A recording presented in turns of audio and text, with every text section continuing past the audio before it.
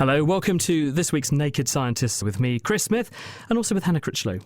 This week, genetically modified mosquitoes to halt malaria, a radiation shield for space travellers, and the computer programme that's convinced people they're really talking to a human. Plus, this week marks the 150th anniversary of the birth of Dr. Alois Alzheimer. We'll be finding out more about the disease that he gave his name to and playing a new computer game that's meant to teach teenagers about the biology behind the condition.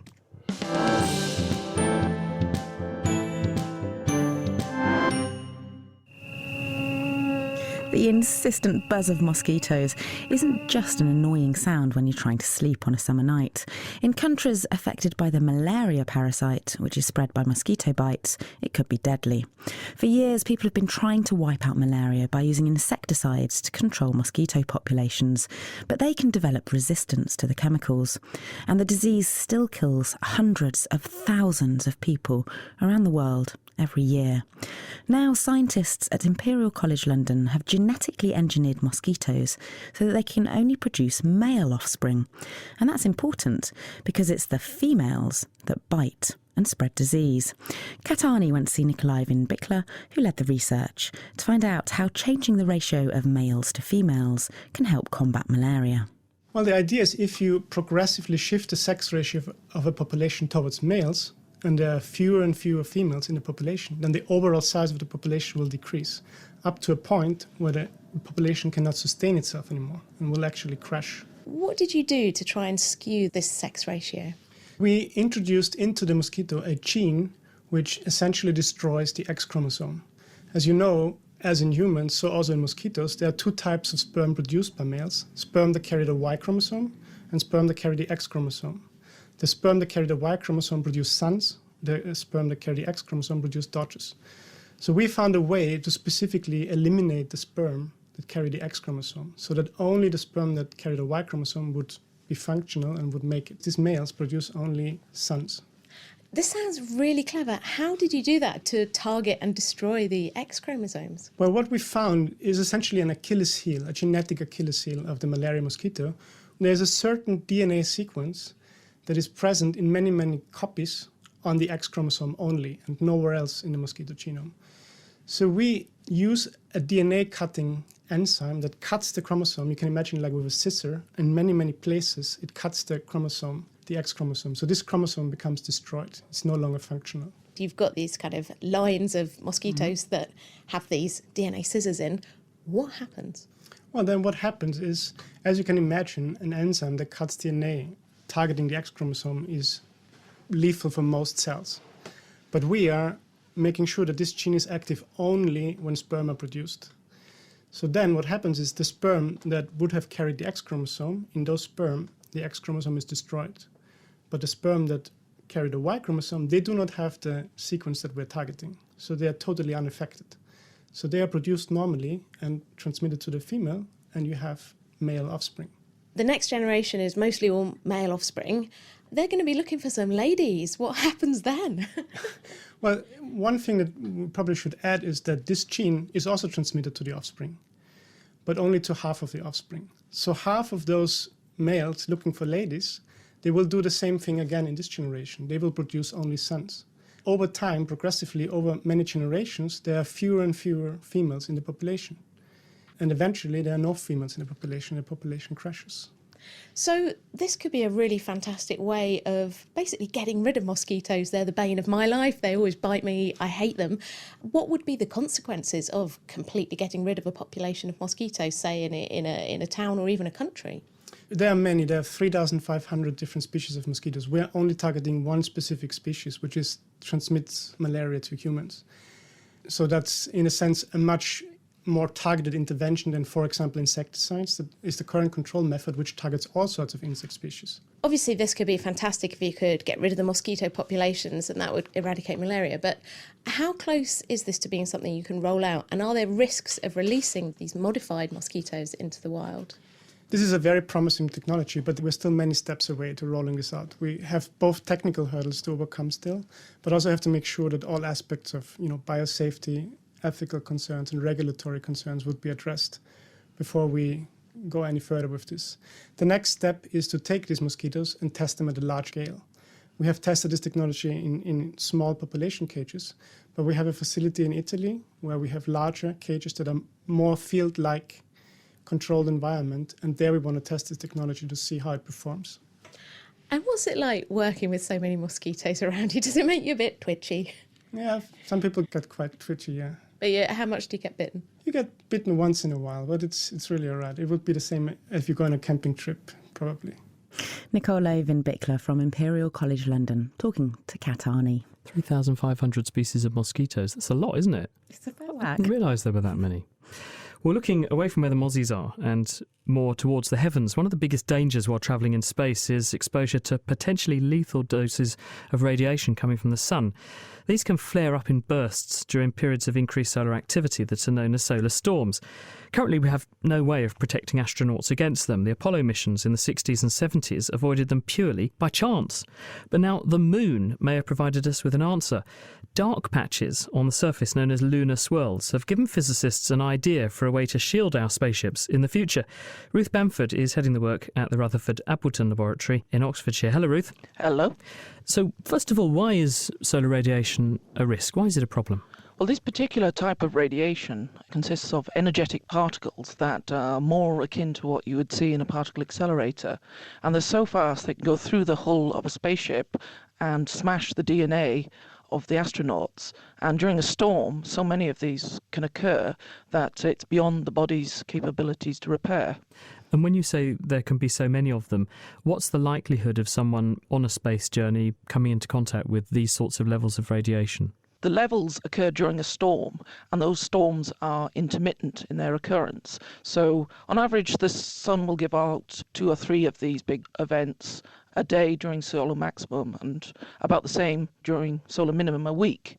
They don't all come our way, but if you are in the way and you're on a long journey for 1.5 years to Mars, then the chances of one passing through the spacecraft are too high to be acceptable for the astronaut's safety. And why can't we stop this radiation? Because we can do that on Earth. Well, we have the Earth's magnetic field producing a barrier, the first line of defence, and then we have the Earth's atmosphere. And we can't put large quantities of material on a spacecraft because it would be too heavy. So things like lead or concrete, which was what you might consider make a good shelter on the Earth, won't work in space. And we obviously can't cart those up into space because they're far too heavy. So what could we do instead? Well, we have to get smarter, and this is where the examples of what nature has offered us comes into play. We start with a magnetic field, but if you just use a magnetic field to deflect charged particles, because they're so fast, you'd need an enormous magnetic field to do the job. So what we do, in fact, is we're proposing you gather the substance called plasma from the solar wind and use it, captured by the magnetic field, to help hold back the charged particles by adding an electric field to your magnetic field. OK, well, let's unpick this a little bit. So you've got your spacecraft going around in space. Talk us through the first thing you'd have to create this shield you have in mind. What's the first thing you've got to do? Like the Earth, we start off with a magnetic field. So the Earth has a magnetic field. It's a very low intensity magnetic field even here on the surface of the Earth, but it's still capable of holding back this radiation from space. And the way it does it, and the way we're proposing to be able to put one on a spacecraft, is by gathering the solar wind particles which are in the vacuum of space. You see, between here and Mars, it isn't really a vacuum. In that sense, there's a sparse number of protons and electrons, the component parts of hydrogen atoms that are coming naturally from the sun, that are flying off in the solar wind. And we're suggesting that you capture these and hold and control them by the magnetic field that you bring on board with you. So you have a spacecraft which has its own magnetic field it's generating, a bit like the Earth's magnetic field. This will capture some of these particles that are natively floating around in space, these protons and electrons. And once you've got them stuck into this magnetic aura around your spacecraft, then what do you do? Then you've got an electric field helping the magnetic field, and you will produce a narrow electric field some distance from the spacecraft, so the spacecraft is safe from this electric field. And the idea is that much like you would deflect a charging rugby player with an ankle tap or a push to touch, all you need is enough of an electric field that will deflect rather than stop these hazardous energetic particles that would otherwise go through the spacecraft. I see. So the capture of the charged particles in space gives you that electric field, which then extends the reach of the protection you've got around your spacecraft. So any more stuff that comes flying past gets enough of a push, so it's off course and it misses or swerves around your spaceship. It doesn't go through your astronauts inside. Yes, that's the idea. And during a really big storm, you can release some of this plasma yourself from the spacecraft, from a gas canister. And even for a mission to Mars, the quantity of gas you would need be no bigger than, say, a fire extinguisher. So you wouldn't need vast quantities. And how would you power the magnetic field in the first place? Would that be solar or nuclear or something to give you some source of magnetism to start the process off in the first place? You would need a magnetic field on board the spacecraft, and the suggestions are that a superconducting magnet would be the most practical, and it would be powered by whatever is powering a manned spacecraft, which currently they suggest it would have to be a nuclear power source, because with a manned mission you're going to require quite a lot of power in general. This is theoretical at this stage, isn't it? Have you got any plans to, or any way you can test this? Well, we have tested it in small scale in the laboratory, and we've also been looking at natural mini magnetospheres, as they're called, on the moon. And this has shown that it does actually work, not in space and at the dimensions that we need it to.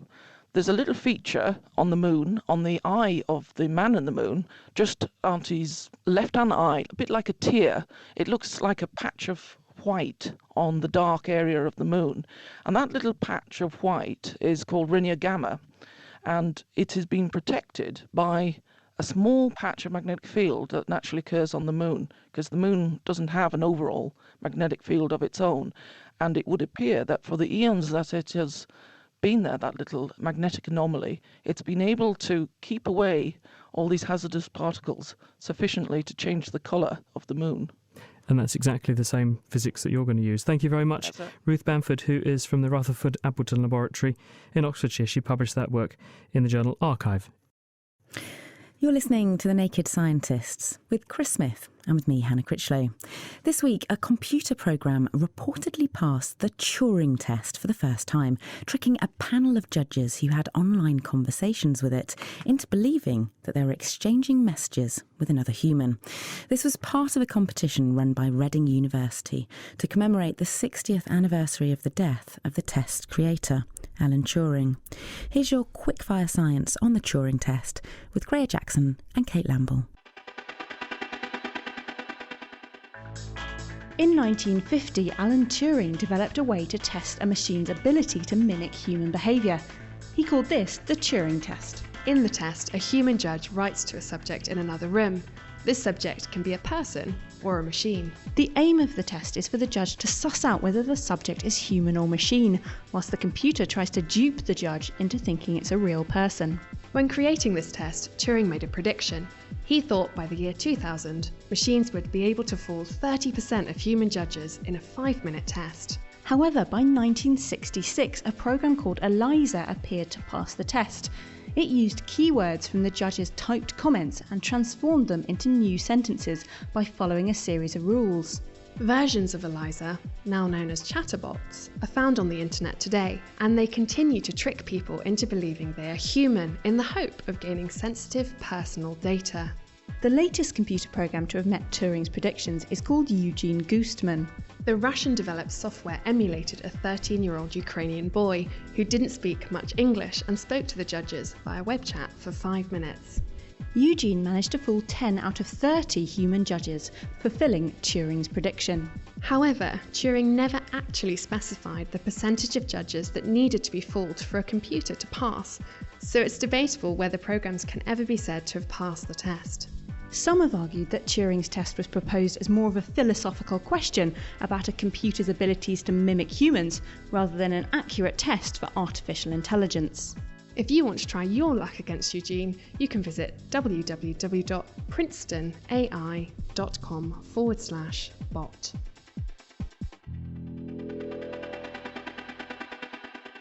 Greer Jackson and Kate Lamble. And you can get hold of all of our Quickfire Science episodes as their own podcasts from our website at thenakedscientists.com/Quickfire Science. Now, sex is a tricky business for some organisms, and particularly the great diving beetle, which has to cling onto its mate underwater. But in solving this slippery problem, Mother Nature might have inadvertently come up with a recipe for an underwater sticky tape, as Victoria Gill explains.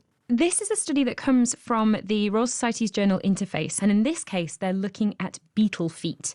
Now, these are particularly amazing beetles because they're diving beetles, these quite large carnivorous beetles. Although they breathe air at the surface, they spend most of their life in the water, and that means that they have to mate underwater as well. How they do this is when they're in the water, they mount onto the females, and they have to keep hold of the females in this aquatic environment, and they've actually evolved special limbs that stick to the females' bodies to do this. So that's what this team were asking. They wanted to work out how these feet stick to the female beetle's body in this reversible way, because if the male stays stuck to the female, he might not be able to get to the surface to breathe. And they figured out exactly how these amazing beetle feet work. And how do they work? What do they do? So they've actually looked at a very, very fine scale with microscopes, essentially filming these beetle feet attaching and detaching from the female body. And they've measured the forces that are produced, the strength of this attachment. And they produce these amazing videos that you can see on the Naked Scientist's website. And what they reveal is that there are physical structures on the bristles on the ends of the beetle's feet, tiny little plungers or suction cups. So they looked at 2 species, and one of them, the more primitive species, has little spatulas on the ends of these bristles that sort of act like a reversible tape that sort of slide over the female's body and seem to have some kind of adhesion, and they slide around and then peel off. And then the other more evolved beetle has even more amazing bristles on its feet. It has tiny little what look like sink plungers. They're little circular suction cups that actually stick to the female with this pressure and then can be just pulled off and released. And they look just like a sink plunger. It's really remarkable at the fine scale. If they stick on and they stick on really hard, how do they get them off again? That was one of the things that surprised them, because the more primitive beetle has what just looks like a bristle with a flat end. It looks kind of like just a spatula that sort of slaps down onto the female's body. But actually it has these little fine hairs that attach like sticky tape, and it has channels on these hairs that allow liquid to seep through. So it's like an adhesive sticky tape that seems to work underwater. So that's how that works. By peeling those spatulas slowly off the female's body, they can detach easily. The suction cups, it's literally like a suction cup device that we might stick up a sign onto a window or something like that. They just attach and then they pull off. So you can see it in these videos. They put one of these suction cups onto a female's body and then they just pull it off. And you just see that with additional force, they have to sort of release themselves with a bit of a tug, but it just pops off. This is all very interesting from a biology point of view, but I can hear the man and woman in the street saying, why are we spending, well, Chinese taxpayers' money looking at this? But why is this useful? Well, actually, biomimetics in general is an area that's really, really useful in terms of robot design. There's a lot of designers of flying robots and drones that are looking at the way animals fly in order to produce more efficient and smaller and more miniaturized drones. Spider silk is another classic example where nature can do something that we can't do, produce something that's incredibly stretchy, incredibly tough and incredibly strong. And this is another challenge. Actually, sticking things together underwater is really, really tricky. We've got loads of adhesives and engineering devices that can stick things together in air, but aquatic environments make things like adhesives really, really difficult. So if we can see how animals are managing this in a reversible, really efficient way as part of their life and part of their method of survival, then this is a very fundamental start to being able to produce something that we'd be able to use in engineering. And you can imagine underwater engineering in terms of shipping, in terms of bridge building, is actually really important. Victoria Gill on the sticky feet of the great diving beetle. You're listening to The Naked Scientists with me, Chris Smith, and also with Hannah Critchlow. Now, scientists at Cambridge University have used a 3D printer to reconstruct the spine of King Richard III, whose 500-year-old remains were discovered buried underneath a car park in Leicester in 2012. The results, which were published in the Lancet Medical Journal, confirm that the king had an S-shaped twist to his spine called scoliosis. Naked Scientist's Greer Jackson. In 2012, archaeologists uncovered the remains of a 33-year-old male lying a few metres below a car park in Leicester. The skeleton, covered in weaponry injuries, lay bunched up in what is believed to have once been a grave in an old medieval friary. Some historical records and even Shakespeare have claimed that Richard was a hunchback with a limp and a withered arm. But the body the archaeologists found was hunchless. Instead, the bones of the spine appeared to have been curved in an S shape, which might suggest Richard had a condition called scoliosis.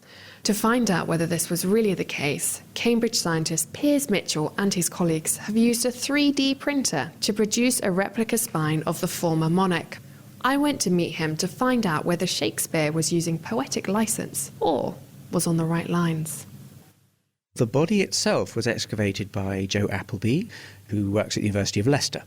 And she was as surprised as everyone else to find this skeleton so early on in the excavation of the friary. She identified that there was a burial lying on its back that had a clear spinal deformity. And what was interesting was that the grave wasn't quite long enough for him, so that his head is all scrunched up. So it looks very much like this was a fairly hastily buried person and not someone who was buried in pomp and circumstance, as we might expect a ruler who died when there wasn't going to be a change of dynasty. So describe to me what we're seeing in this picture and what led you to believe that this might be, in fact, King Richard. When you look at this burial, we can see that there's a marked curve to the spine in the thoracic area of the spine. So that's the part of the spine where the rib cage is. And this shows that this person had a deformity of their spine in life. So the spine was of particular interest. What sort of process did the spine undergo? Well, the first thing to do is to look at the spine in the ground, take appropriate photographs so we can then measure angles later. And then, having excavated the skeleton and cleaned all the bones, we can look at each individual bone and see if they look normal or abnormal. Then, bones underwent further imaging with CT scanning, which allows you to do a 3D reconstruction virtually on a computer. The guys at Loughborough used a clever program to then print these bones using a special plastic polymer. So the printout basically looks like white plastic bones. And then to recreate everything, my colleague at Leicester, Bruno Morgan, took the bones and realigned them. And this then allowed us to create a 3D version of the spine. Because when you look down at a burial, you can only really see it in 2 dimensions. Whereas once we created a 3D recreation of the spine, we can actually see that this was a spiral twist. And that's very much what we see in modern patients today with scoliosis. The original photographs showed that he had a scoliosis which had about 70 to 80 degrees of curve, which is quite significant. Using modern evidence from patients who have a scoliosis of this degree of curve, we can start to consider how much it would have affected him. So most people think, he must have been in loads of pain with a curve like that. Well, in fact, a lot of people with scoliosis don't get any pain in their back. The second thing to think about is his appearance. If you have a straight spine, you're going to be a bit taller than if your spine is twisted. And so looking at modern patients, we can estimate that he would have been about 2 inches shorter than he would otherwise have been if he'd had a normal spine. However, we can see that the top and bottom of his spine were absolutely normal. So the bones in his neck and in his lumbar spine were fine. So he wouldn't have had a tilt to his head. He would have had a normal forward-looking head with normal neck movements. So a lot of the things we see in Richard III's description by Shakespeare aren't borne out by the evidence either of the burial in the ground or of the reconstruction that we've made. Shakespeare was clearly writing over a century after Richard III died, and so there's no way Shakespeare would have ever met Richard III and probably never met anyone that had seen Richard III. So Shakespeare was right that Richard had a spinal deformity, but he was wrong that he would probably not have had the limp that Shakespeare described. He probably wouldn't have had a significant hunchback, and similarly there's no evidence for a withered arm as well. So the bones of the arms and the legs all look perfectly symmetric. So what's next on the cards with Richard III's remains? Is there any remaining mysteries to be solved? Further research that is ongoing is looking at the weapon injuries that he has, looking at his genetics, partially to see if he has any genes that might predispose to scoliosis, but also to look at other information we can tell from him. For example, certain genes tell you what colour eyes, hair and so on an individual had. Piers Mitchell speaking with Greer Jackson. And if you'd like to follow up on any of the stories we've been discussing, as well as finding out that our faces apparently evolved to withstand being punched, then you can go to our website at thenakedscientists.com/news. You're listening to The Naked Scientists with me, Chris Smith, and also with Hannah Critchlow. On to our main topic for this week now. Alzheimer's disease. And the reason we've chosen to talk about it is because this week marks the 150th birthday of Alois Alzheimer, the man who first described the disease over 100 years ago in 1906. But what is Alzheimer's disease and how would you recognise it? The condition is one of a number of disorders that we collectively call dementias. These are progressive diseases that gradually rob sufferers of their mental faculties. They also become more common as we age. In countries like the UK, 1 in 6 people over the age of 80 are affected to some degree. But it also has a very profound effect on the people who care for victims of Alzheimer's. Susie Hewer is a Guinness World Record holder for her extreme knitting. This year she crocheted a 139-metre-long crochet chain while simultaneously running the London Marathon. Why did she do this? Well, to raise awareness for Alzheimer's after her mum, Peggy, developed the disease. She started to get quite depressed. She was very withdrawn. Then the next phase was she started to have wandering incidents. And because she'd lived with us and my husband worked at home, it hadn't been really a problem until then. But one day he came downstairs and he found her sitting outside on the steps because he wouldn't know where she was. And she said, well, I couldn't get in. And he said, well, why didn't you ring the doorbell? And she hadn't thought about that. The next thing that sort of changed our lives dramatically was I left her in the library while she chose a book. I went over the road to the cash point and came back again 5 minutes later and she wasn't there. So I looked up and down the road, couldn't see her, went running one way and thankfully I found her walking really fast with her head down. I said, Mum, what's going on? She said, well, you've moved the car. I didn't know where you were, so I'm heading for home. She was heading in completely the wrong direction and the car was actually outside. So at that point we realised that the wandering could become a problem, so I left my job to care for her full time. And for a while it was sort of all right because we could go out together and we'd go around gardens and little by little these things disappeared from her. And then we started to enter the really unpleasant phase. She didn't sleep at night at all. Then she became doubly incontinent and it's so humiliating for the person. But thankfully by that stage she was sort of beyond knowing what was going on. Susie Hewer recounting her personal experience of what happened to her mother who developed Alzheimer's disease. Well, with us this week to explain more about the causes of Alzheimer's disease, how we can further Susie's mission of raising awareness of the condition, and how scientists are trying to develop treatments to halt or reverse the disease, are Chris Dobson from the Department of Chemistry at Cambridge University, Jodie Mason, a biochemist at Essex University, and Oxford neuroscientist Richard Wade-Martins. Hello to all of you. First, Chris, tell us what's actually going on in the brains of people who have Alzheimer's disease to cause these symptoms. The fundamental thing that's happening is that our brain cells, our neurons, are becoming damaged and ultimately dying. The result is that we find it more difficult to remember new things. We start, as the disease progresses, to begin to have difficulty in recalling things we knew before. And ultimately, as you heard from Susie's story, you begin to lose a great deal of control of daily activities, and ultimately you don't even recognise your friends and relatives. What causes those nerve cells to die? Well, we now know that it's caused by pathogenic agents. Now, pathogenic agents in this case are not bacteria or viruses from the outside world. They're actually species which develop from our own molecules, in particular proteins. And what happens is that these protein molecules, and proteins, I should say, carry out every process that occurs in our bodies. So breathing, moving, eating, thinking, all are carried out by proteins. We have about 100,000 different proteins, and they carry out all these functions because of their intricate structures. And the way that one can think about these is proteins are made from a series of building blocks called amino acids. But exact order of the building blocks determines which protein you make. And this information is stored in our genomes, in our DNA. So when proteins are made in the cell, they come out as long, thin chains, and to function they have to fold up into very specific, beautifully intricate structures, and then they carry out their functions.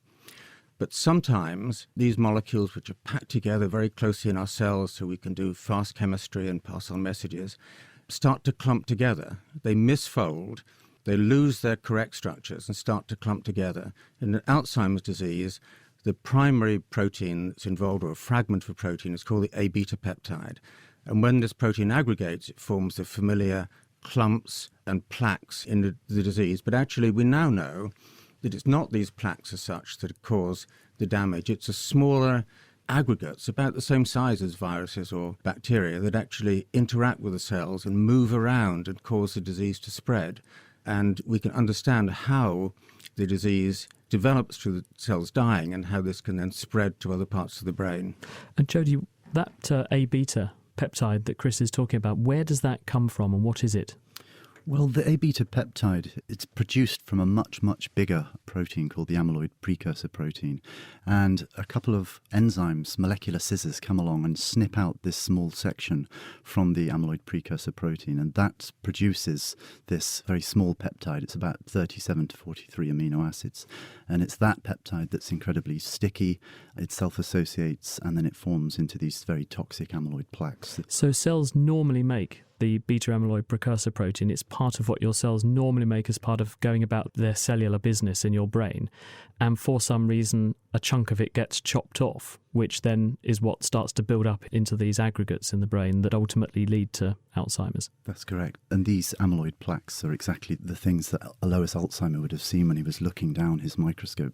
That's a very nice description. And the interesting thing is that Alzheimer's is one of a number of diseases that include Parkinson's disease, motor neuron disease, and even type 2 diabetes, which are associated with these aggregation phenomena of proteins. And what we now know again is that our proteins all have a tendency to aggregate, but there are lots of protective mechanisms that come in. Some of them are very emotive words like molecular chaperones that look after our proteins and stop them making these improper interactions. But as we get older, these mechanisms start to get less efficient, and so the molecules start to have a higher risk of sticking together. And once they stick together, then the process is started and progresses, and that's the onset of disease. I was going to ask you about that because we read in the beginning that 1 in 6 people over the age of 80 is affected to some degree, but that means 5 out of 6 people, Jodie, aren't affected. So what influences the likelihood of people having this big protein chopped up into these small bad bits of protein that then build up? Well, as far as we know, it's a peptide that's being produced naturally throughout life, expressed in all tissues. But for some reason, I mean, age is probably the biggest risk factor of all, of course. As you live longer, you accumulate more of this peptide. For people with early onset Alzheimer's disease, they're producing more of this peptide, so these scissors are coming in and cutting more often, or there are mutations within the peptide itself that makes it more sticky and therefore more susceptible to aggregate, to stick together into these very toxic plaques. So it's probably down to chaperones not removing the peptide efficiently. But as I said, age is the biggest risk factor. So as you get older, your risks of contracting Alzheimer's disease increases exponentially. Anything else people can do, Chris, to minimise their risk? Because there's some, it might be apocryphal claim that people in India have lower rates of Alzheimer's disease, and some have suggested that it could be turmeric in the curry that they're fond of, because turmeric is an antioxidant and it stops you burning out your brain cells and making these proteins that build up pathologically. I think that there are a lot of very interesting ideas out there, but actually very few of them have got good statistical evidence. And by far the biggest risk factor, as Jodie says, is age. And it's really dramatic. You know, at the age of 65, 1 or 2 people in 100 will have symptoms of Alzheimer's disease. By the time you reach 85, it could be 1 in 3. And again, I think it's just chance that does this largely if you don't have a particular genetic mutation. And just to be clear, this is the loss of brain cells because these proteins are toxic to the brain cells and kill them off. Absolutely. Once these aggregates start accumulating, and they could start perhaps 20 years before many of the symptoms begin, then they start to kill the cells, and then it becomes a sort of chain reaction, a progressive reaction. But going back to your original comment, in terms of numbers, there are nearly 1 million people in Britain with Alzheimer's disease. There are over 5 million in the US. So worldwide, it's estimated that there are 40 million. More than half of those are in low and middle income countries. So it's not just a disease associated with the affluent world, because longevity is increasing everywhere. And it's predicted in the next 35 or 40 years that number will increase by at least a factor of 3. That's worrying statistics there. And the future generation now, so kids that are growing up now, I think it's been estimated that 1 in 2 of them will live past 85. And so they've got a really high risk of developing Alzheimer's if it's a natural disease of growing old. So in which case, Jodie, I believe that as well as studying the biochemistry of what causes Alzheimer's disease, you've also been working on video games in order to try and communicate this complicated biochemical pathway to kids and to try to get them more involved in Alzheimer's Alzheimer's and understanding it. Yeah, that's right. So we've created a game called Cascade, and I've teamed up with a chap called Gaz Bushell from Feiju, a company that make computer games. And the idea is that we want to educate really anybody who plays computer games, but of course a big demographic is young people, teenagers who access these things.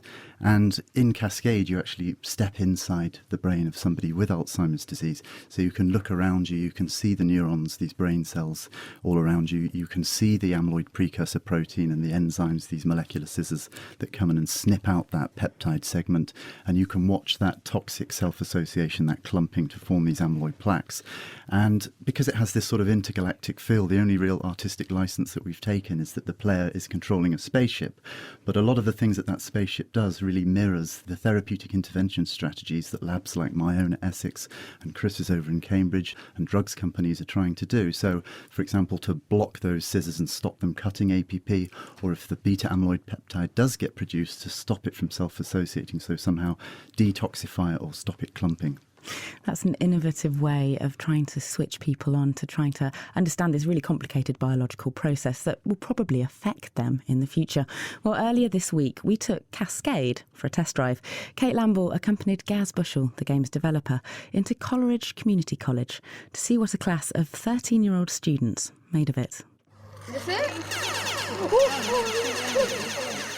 Cascade is a game where you fly around this infinite landscape, effectively from brain cell to brain cell, fighting this malevolent force which is destroying everything in its path, and that force happens to be Alzheimer's disease. Cascade is a game with a difference. Players control a spaceship which flies around a universe of brain cells, trying to protect them from attackers. As Gaz explained, it's all based on the actual science of Alzheimer's. Jodie was explaining the amyloid cascade hypothesis to me in kind of layman's terms, I guess. And being a programmer, the more that he would tell me about these aspects of the biochemistry involved in what was going on in Alzheimer's disease, the more I could see each of those individual elements would break down into a game component. Okay, so what am I aiming for? So you see that giant orange thing? Yeah. That's a plaque. Yeah, so you want to go into the source of that to try and stop it from forming. You just fly around and you'll find a blue thing. So the attackers represent the toxic, sticky beta amyloid protein, which can build up and disrupt the brain in Alzheimer's. Players break them down, keeping the brain cells healthy and delaying the onset of the disease, just like drugs are trying to do in real patients at the moment. It's the same as most games, you know, you're generally fighting something. We might as well make it so that you're fighting something very real. Through that process of engagement with it, you can understand more about the science, but also have an engaging and fun interactive experience. My name's Jacob and I'm 13 and I'm from Cambridge. And I just had a go. It's stunning. It's out of this world how good it is. We tested the game on the newly released Oculus system, which is essentially a virtual reality headset that gives you a 3D immersive gaming experience. The novelty of the system might have contributed to some of the students' excitement. Does anyone want to go now? Yes, please. No, guys, it's in a line. But the game is also being released for free on the 2D Oya system. Then Gaz and Jodie hope it will launch on major platforms like the PlayStation and Nintendo. The concept of the game looks pretty cool. It's like really cool. I'm Julian, I'm 13, and I'm from Canada. It's just so breathtaking, and I can imagine a lot of games being adapted to this. By raising the public's awareness of Alzheimer's, particularly with the young, Gaz and Jodie hope that more can be achieved in terms of care, empathy and funding. But does this approach actually work? The students we met certainly seemed to be enthusiastic about gaming, but when asked what they learnt, admittedly only after a few minutes on the system, they didn't seem to have grasped what Alzheimer's was quite yet. Brain tissue in your head starts to deteriorate. I don't really know. I think I know someone who has it. Alright, so where's the gas cloud? Oh, there it is. So is it really an educational tool? I asked their teacher for her thoughts. I'm Hilary Tunnicliffe. I'm a science teacher at Parkside Federation Academies on the Coleridge campus. And I have rarely seen some of the Year 8s as excited as they are about the game that you've just shown them. The virtual reality headset has inspired those children. I think anything like this, which will inspire this sort of enthusiasm, It's a great teaching tool because they get interested in it, but actually as the game is going on, they're beginning to work out what they're doing and then linking that with the stuff that I would then be teaching them. My family have had some personal experience of Alzheimer's. It's a very misunderstood condition, and yet it's going to affect more and more people with an ageing population. And anything that can be done to actually increase not just the knowledge of it, but the awareness of it, can only be a good thing.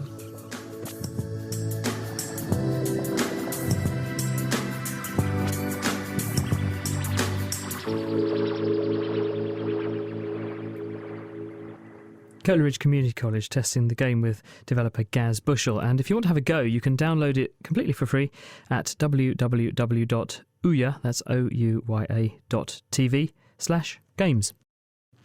You're listening to The Naked Scientist with Chris Smith and with me, Hannah Critchlow. We're talking about Alzheimer's disease this week, and with us is Oxford neuroscientist Richard Wade-Martins, who's trying to learn more about the disease process by turning patients' skin cells into brain cells. We'll talk to Richard in a moment, but first, back to Chris Dobson.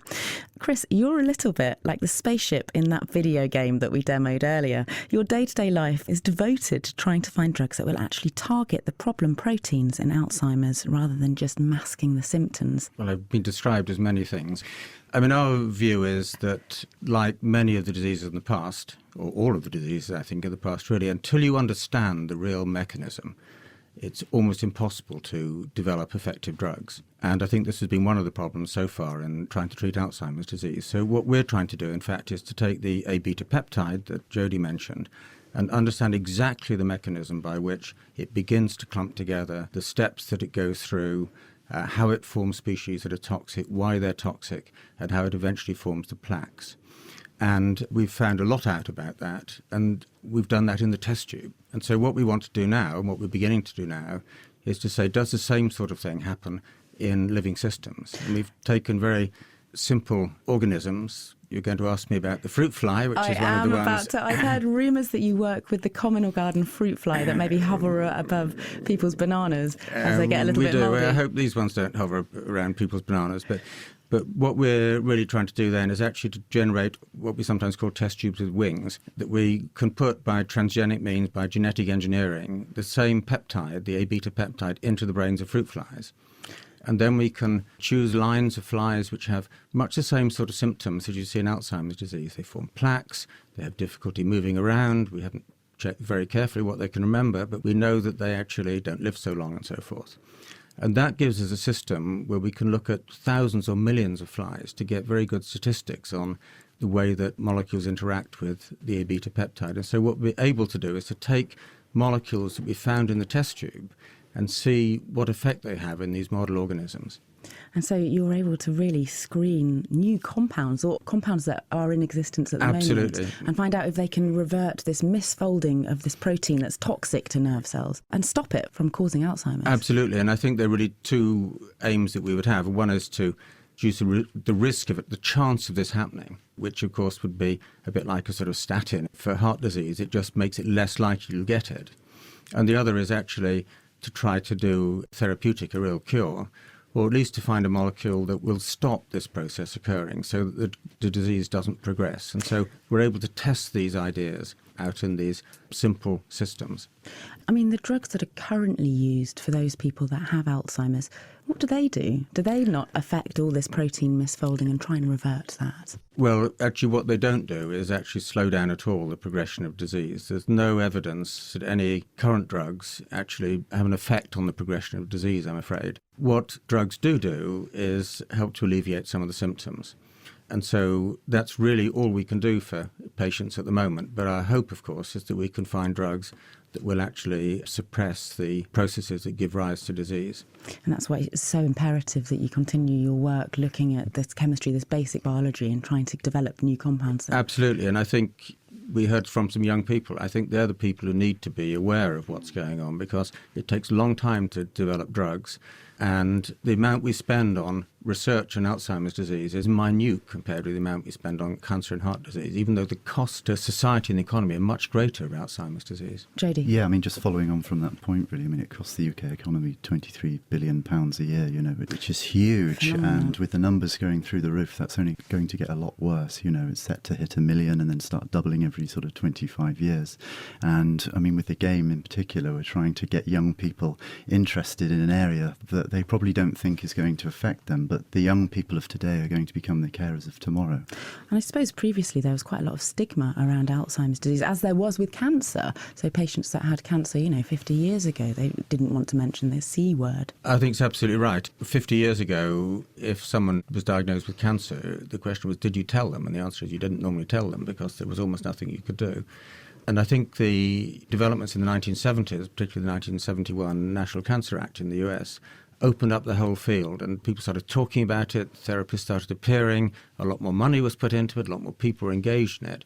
And that's absolutely what we need to do now. And so these methods that Jodie is talking about, to get people aware of the disease and aware that we can do something, I'm very optimistic. I think we can have dramatic effects on the onset of disease and prevention of disease, but it's going to take a long time, it's going to take a lot of effort, just as cancer did.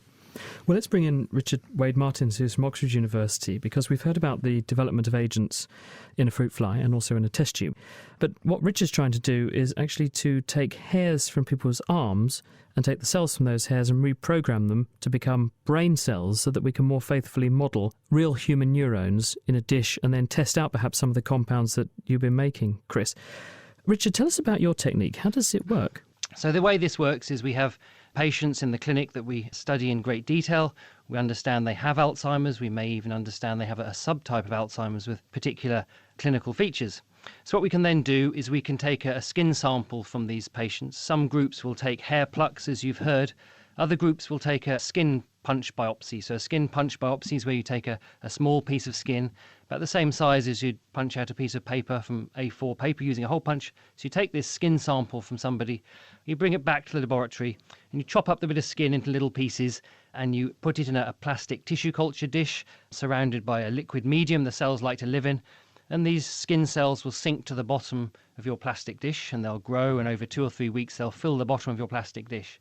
Now you have skin cells, and what we can do, based on some work that was originally developed by a chap called Shinya Yamanaka in Japan in 2006, he won the Nobel Prize for it in 2012, is we can turn those skin cells into stem cells. So we use viruses that make these special genes called reprogramming factors. There's 4 reprogramming factors you need. You can treat these skin cells and they become stem cells. Over a period of weeks and months, you can grow these stem cells in the laboratory. And once you've got stem cells, you can make any cell type you like. And when you think about these neurodegenerative diseases like Alzheimer's and Parkinson's and motor neuron disease, it's a particular type of brain cell that dies off. In Alzheimer's, it's what's called cortical neurons. It's the neurons that make the part of your brain at the front and the top, brain cells that make you think and remember. And we can make these types of neurons in a dish, grow them out, and over a period of it takes about 100 days to turn these stem cells into these brain cells. And then we can study them and start to understand what's different about these brain cells from patients and from controls, from healthy people. And equally, I suppose, Richard, the other benefit of doing this is that you've got real human nerve cells to study, but also you can take some of the chemicals that Chris is trying to develop to affect this folding or misfolding process and ask, how does this affect the way that these human nerve cells behave, which means you're a sort of step up in the clinical testing of these agents. Absolutely. You're working with human brain cells, which is so important. And this stem cell technology is having a revolutionary effect right across medicine. But I think in neuronal diseases and diseases of the brain, it's particularly important and powerful because you can't drill a hole in somebody's head and take out some neurons to study. You have to make them as best as you can in the dish. And once we've grown them in the dish, people have shown that these nerve cells from Alzheimer's patients have some of these protein problems, if you like, that we've talked about. They accumulate this A-beta peptide. They accumulate these tangles, these aggregates inside the neurons that start to kill the nerve cells off, both in the brain but also in the dish. And then you can take therapies that we know work in the clinic and test them on our dish and see if they have an effect on the nerve cells that we've got. But then you enter the world of testing and screening for new compounds, and you're actually using brain cells from patients with Alzheimer's to test, to screen, to look for new compounds. It's a very powerful and exciting technique. It's an exciting time in the field. Can you also ask other questions, such as how do the nerve cells respond to these pathological proteins building up? Does it stop talking to other cells as efficiently as it would have done before, which may explain some of the features of Alzheimer's disease in people who are affected? Alzheimer's view of Alzheimer's was that these neurons are dying, but actually we think decades before the neurons die, they stop working properly. They stop talking to each other. So the brain is a network of neurons in constant communication. And the idea is that maybe 10, 20, 30 years before the neurons die, they stop talking to each other. If we can understand how they've stopped talking to each other decades before the disease, we can enter the era of predictive and preventative therapies. And we've talked about two particular pathologies, types of protein aggregates you find in the brain. There's A beta peptide, and there's also a tau protein.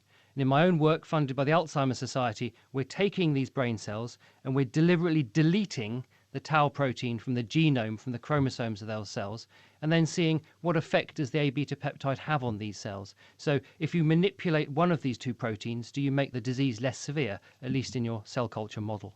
And lastly, just very briefly, Richard, may what you're doing also hold the key to rescuing the affected brain in Alzheimer's? In other words, if we can make new nerve cells from skin stem cells, we could give people their own brain cells back to perhaps make up the deficit of cells they've lost to the disease and therefore help them to remain healthy for longer. So ultimately that may be possible. So that's a dream for many of these neurodegenerative diseases, such as Parkinson's and motor neuron disease, and also Alzheimer's. But it's really difficult. You know, you've got a loss of brain cells right across the brain, particularly in the case of Alzheimer's. So the cell transplantation therapy may be possible. But I think most scientists would probably think that if we can work out why the disease occurs and to prevent it happening, to halt it early on, that's probably going to be more realistically beneficial than transplanting neurons, which is possible but fraught with technical difficulties. We've heard on Twitter that how come it takes a lifetime for someone to develop Alzheimer's and show the symptoms, but when you have your cells in the dish, they can develop Alzheimer's within 100 days of their lifespan? I suppose it depends what you mean by developing Alzheimer's. So when we say that a patient develops Alzheimer's, say at the age of 70, there is some evidence from brain imaging studies and other studies that actually things may be going wrong in your brain at the age of 25. So it may be that actually neuronal changes happen much, much earlier, decades before somebody will actually show Alzheimer's disease. So when I say that in the dish cells develop signs of Alzheimer's disease, what I mean is they show some changes in the way that critical proteins such as A beta peptide and tau are regulated and how they function. So when people make stem cells from patients with Alzheimer's, they typically take individuals who have Alzheimer's for genetic reasons. They have a genetic mutation in a gene which leads to Alzheimer's disease at a young age, say about the age of, say, 40, 45. So these individuals are getting Alzheimer's earlier and it's genetically inherited. And then once you've made the stem cells and differentiate these cells into neurons, you wait 100 days, you see molecular and biochemical changes in the way that A beta peptide is produced and the way that tau is modified, particularly with a type of modification called phosphorylation, where a phosphate group is added onto tau. So these biochemical changes of elevated A beta peptide and tau phosphorylation can be seen in these neurons in these patients after 100 days. But I think it's a little bit short of saying these neurons actually have Alzheimer's after 100 days. Chris? I think this, again, it's a very, very interesting question and one that isn't really understood in detail. But I think that our sort of feeling about these diseases in general is that proteins all have a tendency to aggregate. So they're folding and coming to form these wonderful structures that do their function. But at the same time, there's a certain fraction of them which don't fold properly, and so they aggregate. And the reason that we don't see the effects of these until old age, we think, is because there are all these protective mechanisms that come in, particularly these molecular chaperones that try and look after these naughty proteins that are trying to get together. And the effect is that they inhibit these processes. And I think that it's now becoming clear that there are a lot of very specialized chaperones that are not just within the cells, within the neurons, but actually are also outside the cells. And there may be even effects coming from different types of cells which affect neurons. So I think the situation within the intact brain, particularly the protective mechanisms that exist, may actually differ in that sort of time scale when this regulatory control is lost from that which happens within an individual cell. But again, it's a really fascinating point and something that's absolutely crucial that we understand. So some of these treatments that you're trying to develop may not revolve purely around stopping the misfolding of the protein in so much as targeting the protein itself. You could actually be providing new chaperone proteins or similar molecules that do the sort of Alzheimer's equivalent of a leg brace in someone with a weak leg. They prop the proteins in the right shape so they can't misfold in this way. Well, that's absolutely right. And there are potential almost artificial chaperones, if you like. One type is antibodies. Antibodies are proteins that bind to very specific molecules. And if you can get them to bind to the molecules which are likely to aggregate, then they have much the same effect as chaperones in inhibiting the proteins sticking together. But the key question we must finish on is by asking you, how long before we get to a stage where we have something tangible to offer people, rather than just, as you were saying with Hannah, that at the moment we only have drugs that make the symptoms a bit more tolerable. We don't have anything that stops the disease process. I think, conventional drug takes 10, 15 years to develop. And I think one has to put in perspective the fact that bacterial viral diseases, people have been working for 200-300 years to understand the origins of disease. Serious research on Alzheimer's disease has really only been going for 30 years. So we're at very early stages. But there are hopes that there could be some breakthroughs. I think personally, one would find a cocktail, a whole range of different drugs that might be effective on different people or in combination. And some of these drugs may already be in existence for other conditions. And this is always one of the hopes in drug discovery, that you'll find a compound that does something and was developed to do something, but actually has some other effects. So many people are looking at molecules which are already authorized for usage as drugs that perhaps just might have effects in Alzheimer's disease. And there are classic examples of this. I mean, one of them, for example, is amitriptyline, which is used in pain control. It was developed first as an antidepressant, but at much, much lower doses actually is very effective in pain control. So we might find these treatments more rapidly. But I think Alzheimer's disease, dementia, is going to be like cancer. It's going to be a process of attrition. We'll start to find treatments that begin to be effective, and then we'll get better and better and better at doing it. But I think it will be like cancer or heart disease. It will be a long struggle. Jody? The only thing I would add is the other thing we don't have at present is a good biomarker. We don't have any real way of saying that somebody absolutely had Alzheimer's until after they pass away, and then you look at the brain. So the other thing, Richard touched on earlier, which is a lot of the damage is already done by the time those clinical features start to present themselves. So I think if and when you do find this sort of wonder drug, you're going to have to get it in pretty early on, maybe a couple of decades before any of the symptoms are there. Perhaps I could add something to that. I mean, one of the big challenges, again, in Alzheimer's disease is this biomarker problem. And it's not just for diagnosis. It's that if you want to develop a drug, you want to know if it works. And to know if it works, you really would like to know in less than 10 years if it works. And I think that there are a lot of efforts now going on to find biochemical markers of the disease, which you could ideally do with a blood test or something like this. But that's where you can actually presumably where your work comes in, Richard, because that's sort of what you're able to do. You can look at these cells and ask, do they change their behaviour in response to compounds like Chris is developing when you chuck them on them? Yes, it's not really a biomarker, though. I mean, the biomarker point is essential for two reasons. First of all, you need to be able to identify these patients before they become patients. And Chris's comparison with statins is absolutely right. You need a biomarker to detect elevated risk factors, such as cholesterol in cardiovascular disease, and then a therapy which reduces those risk markers, which is a preventative treatment much earlier than a treatment to cure people once they're ill.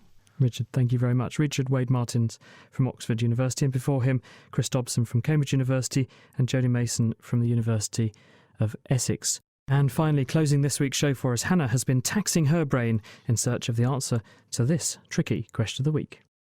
This week, we wake ourselves up to flex mental muscle power over this. Hi, I'm Staffan Lincoln from Sweden. When we exercise our legs, we feel tired and the muscles burn from lactic acid. Is it the same with brain exercise? If brain fatigue is due to low blood sugar, is there a case to be made for homework candy? So that feeling of fogginess that comes with brain fatigue, you've probably experienced it at some point. Scientists haven't yet figured out the exact biochemical pathway leading to it, but it seems to be linked to, perhaps unsurprisingly, how much you use your brain and how much fuel it has available.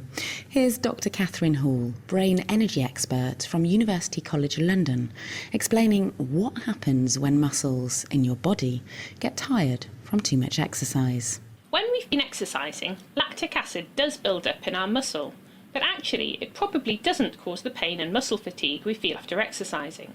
Instead, that is caused by a shortage of fuel and the build-up of lots of different molecules that are byproducts of muscle activation. Lactic acid may be one of these molecules, or it may actually reduce muscle tiredness. In our brains, lactic acid also builds up when nerve cells are active, but nerve cells can use lactic acid as a fuel.